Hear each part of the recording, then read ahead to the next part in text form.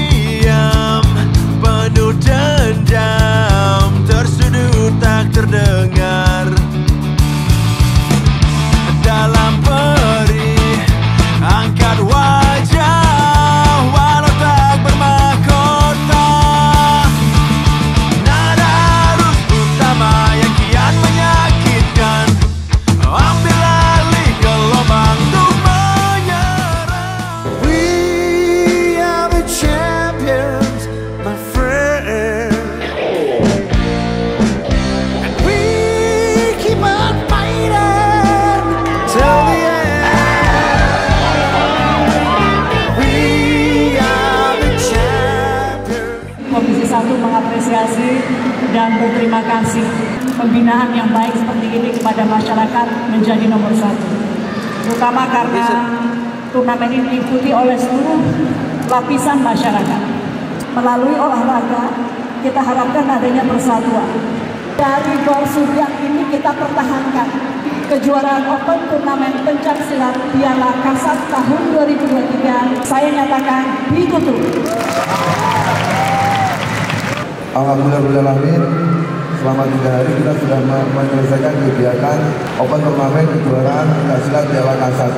Dan ini pertama kali di Sulsel Prabar. Dan pesan saya pada kalian, 350 pesilat, kamu harus bangga. Kamu bangga jadi bagian dari pesilat.